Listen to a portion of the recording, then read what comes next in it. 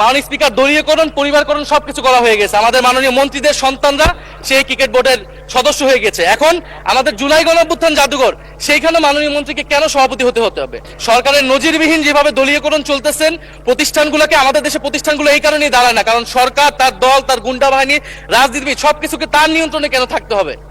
মাননীয় স্পিকার, এই জুলাই গণঅভ্যুত্থান স্মৃতি জাদুঘর বিল 2026 সেটা কিন্তু সেই 98টি অধ্যাদেশের একটি, যেটা নিয়ে সবাই ঐক্যমত ছিল, সরকারি দল, বিরোধী দল, যে এই বিলটা যেভাবে অন্তর্বর্তী সরকারের সময় রচিত হয়েছে, গৃহীত হয়েছে, সেভাবে এটা পাশ হবে। এখন আজকে যখন এটি পাশ করার বা বিলটি উত্থাপনের সময় আসলো, দেখেন আধা ঘন্টা আগে একটা সংশোধনী দেওয়া হলো। মাননীয় স্পিকার, এখানে সংশোধনী যে কেউ দিতে পারে। মাননীয় স্পিকার, যে 98টাতে ঐক্যমত আমরাও করেছি, সেই 98টার প্রত্যেকটাতে আমরা আপত্তি এবং সংশোধনী দিতে পারতাম, কিন্তু এটা আমাদের মধ্যে একটা কনসেনসাস হয়েছিল যে এই বিলগুলো নিয়ে আমরা কোনো প্রশ্ন তুলব না।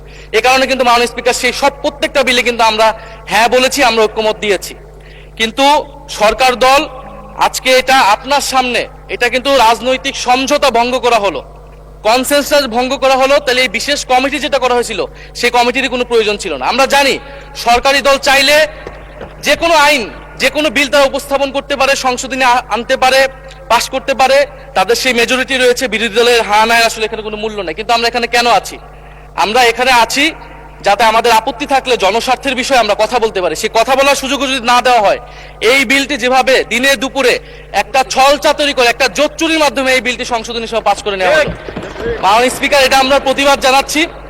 এবং যেই সংশোধনী, স্পেসিফিক সংশোধনী নিয়ে যদি আমি একটু বলি 2 মিনিট, যেখানে 2টি সংশোধনী, বিশেষ সংশোধনী এনেছেন একজন মাননীয় সংসদ সদস্য, যেখানে তিনি প্রস্তাব করেছেন যে সংস্কৃতি বিষয়ক মন্ত্রণালয়ের দায়িত্বে নিয়োজিত মন্ত্রী বা প্রতিমন্ত্রী এই জাদুঘরের যে পরিচালনা পর্ষদের সভাপতি হবেন। আগের সংশোধনীর আগের বিলটিতে ছিল যে একজন বিশেষজ্ঞ, সরকার কর্তৃক নিয়োজিত একজন বিশেষজ্ঞ সেটার প্রধান হবেন। এখানে কিন্তু সরকারই নিয়োগ দিবেন, কিন্তু সংস্কৃতি মন্ত্রণালয়ের অধীনে অনেকগুলো প্রতিষ্ঠান আছে, শিল্পকলা আছে, নজরুল একাডেমি আছে, বাংলা একাডেমি আছে, জাতীয় জাদুঘর আছে। এই প্রতিষ্ঠানগুলো কিন্তু, এটা মাননীয় স্পিকার আপনি যেমন রেওয়াজের কথা বলেন, এটাও কিন্তু রেওয়াজ, এখানে বিশেষ সংশ্লিষ্ট ব্যক্তি যাদের সাহিত্য, ইতিহাস, সংস্কৃতি এক্সপার্টাইজ আছে বা জাদুঘর নিয়ে এক্সপার্টাইজ আছে, তাদেরকে সেই দায়িত্বগুলো দেওয়া হয়। সেই ধারাবাহিকতাতেই জুলাই গণঅভ্যুত্থান স্মৃতি জাদুঘর, এটা কিন্তু কোনো শাখা জাদুঘর না, এটা একটা স্বতন্ত্র, একটা বিশেষায়িত জাদুঘর।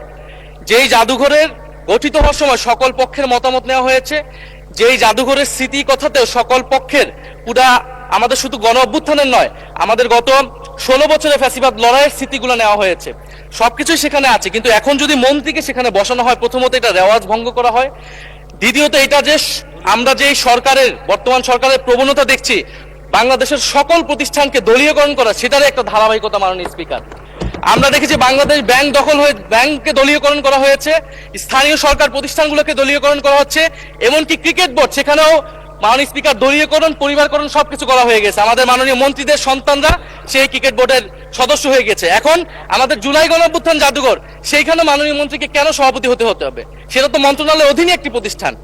আর দ্বিতীয় যে সংশোধনী, যে সরকার চাইলে যে কাউকে বাদ দিয়ে দিতে পারবে।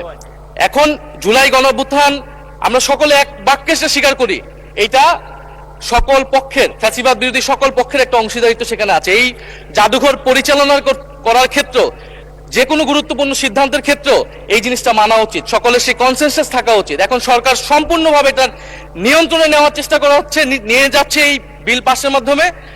ফলে আমি আপনার কাছে এটার অনুরোধ জানাবো, আহ্বান জানাবো সরকারের প্রতি, যে সংশোধনী বাদ দিয়ে এটা এখনই যেই ভাবেই এটা বিল ছিল, যে ঐক্যমত হয়েছিল বিশেষ কমিটিতে, সেই অনুযায়ী যাতে এই বিলটি আবার পাস করার ব্যবস্থা করা হয়, বা সেই অনুযায়ী আইন অনুযায়ী ব্যবস্থা গ্রহণ করা হয়। মাননীয় স্পিকার, আর না হলে আমাদের এখানে থাকার কোনো দরকার নেই।